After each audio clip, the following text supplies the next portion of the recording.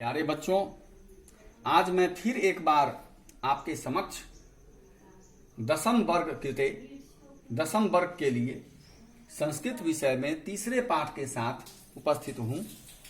आज हमारा तीसरा दिन है। अपने पिछले वर्ग में हम लोग पिछले दिन व्यायाम के लाभों की चर्चा कर रहे थे।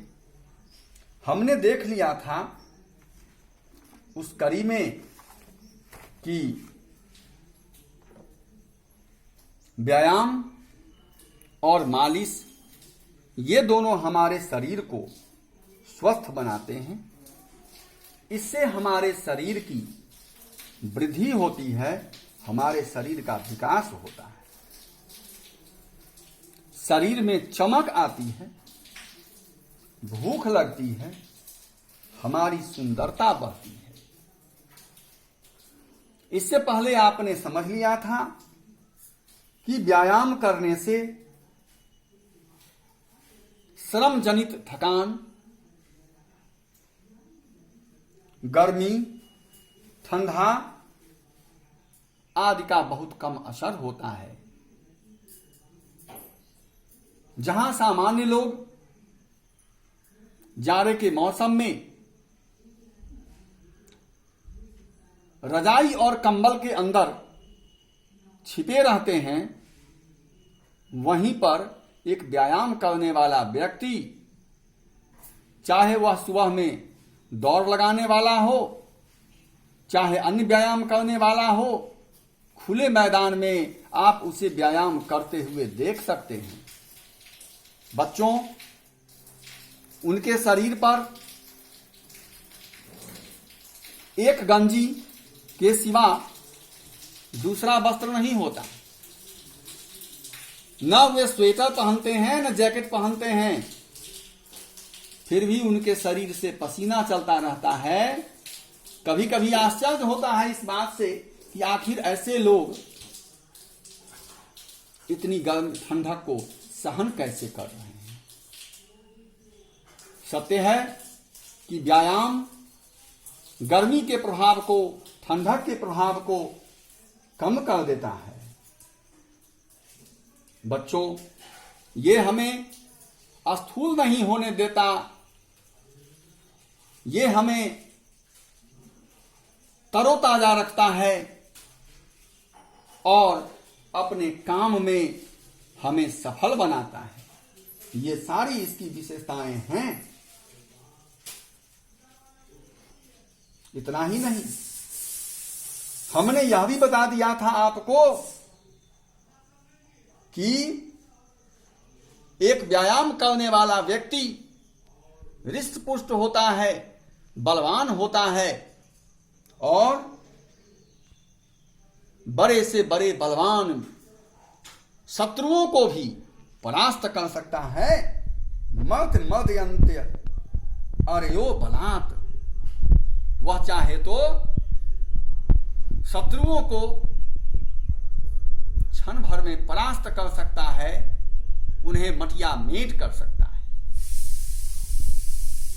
इसी के साथ आगे बढ़ते हुए हम देखते हैं कि नौ च एनम सहसा क्रम्य जरा समधिरोहति। इसकी भी चर्चा तो हमने कर ही दी थी, फिर देख लीजिए कि ऐसे व्यक्ति पर बुढ़ापा का प्रभाव बहुत कम होता है। आप कह सकते हैं कि जो व्यायाम करने वाला व्यक्ति है उसके समक्ष बुढ़ापा जल्दी फटक नहीं सकती, क्योंकि बूढ़ा आप किसे कहते हैं सो बताइए। बूढ़ा हम कहते हैं वह व्यक्ति जिसकी हड्डियां कमजोर हो गई हों, जिसके मांस ढीले पड़ गए हों, तो ऐसे व्यक्ति को देखते ही हम कह देते हैं कि यह व्यक्ति बूढ़ा हो गया। लेकिन एक व्यायाम करने वाले व्यक्ति के साथ ऐसा नहीं होता है। स्त्री भवति मानसं च, उसका मांस, उसकी हड्डी पूरी तरह स्थिर होती है, जिस कारण वह अधिक उम्र का होने पर भी बूढ़ा की तरह नहीं लगता।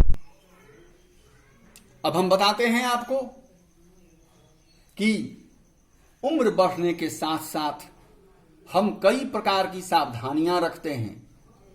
हम कहते हैं अधिक तेल मत खाओ, अधिक मसाला मत खाओ, चूंकि हमारा पाचन तंत्र उसे स्वीकार नहीं करता, हमारा यकृत उसे स्वीकार नहीं करता।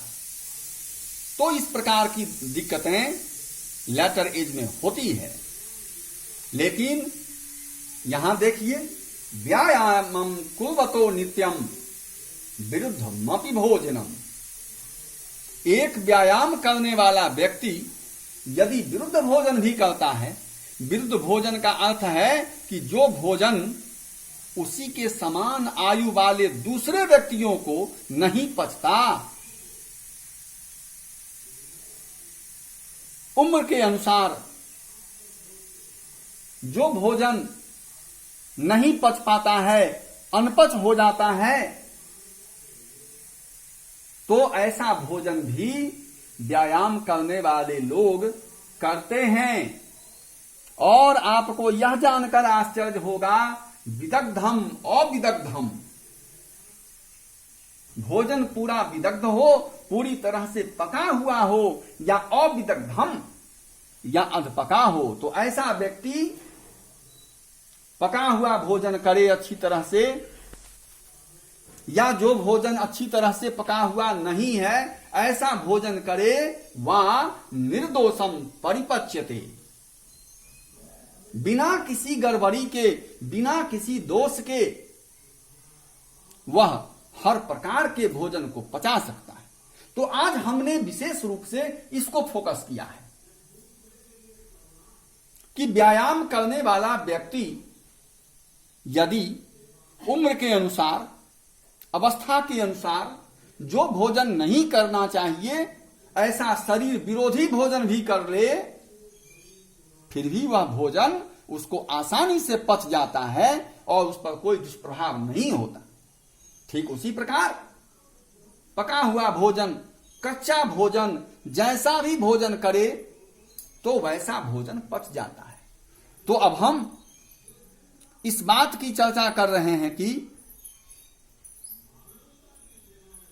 आखिर हमें जीवन में क्या चाहिए। हमें जीवन में सुंदर रूप चाहिए, हमें जीवन में सुंदर वस्त्र चाहिए, जीवन का सुख भोगने के लिए अधिक से अधिक दिनों तक युवावस्था चाहिए, आप जिसे जवानी कहते हैं, अधिक से अधिक दिन तक जीने के लिए निरोगता चाहिए, हम रोगग्रस्त न हों। और हम तो यह मानकर चलते हैं कि भोजन भी एक प्रकार का सुख ही है। यही कारण है कि आप तरह तरह के भोजन की फरमाइश अपने घरों में करते होंगे, लेकिन कौन ऐसा कर सकता है जिसे वह भोजन पचता हो। लेकिन जिसे वह भोजन नहीं पचता, वह व्यक्ति ऐसा भोजन नहीं कर सकता है। तो व्यायाम करने से एक फायदा आपको यह भी हो रहा है कि आपको जो इच्छा हो, वो तला हुआ, भुना हुआ, मसालेदार, जैसा भी भोजन आप करेंगे वह सारा भोजन आपको पचेगा। तो इस प्रकार अंत में हम यही कह सकते हैं कि अगर आप चाहते हैं कि आपको जीवन में हर प्रकार का सुख मिले, तो इसकी कुंजी व्यायाम के हाथों में है, और व्यायाम की कुंजी को पकड़िए और सुख का ताला खोलिए और जीवन भर सुखी रहिए। इन्हीं शब्दों के साथ मैं अपनी वाणी को विराम देता हूं। That's all.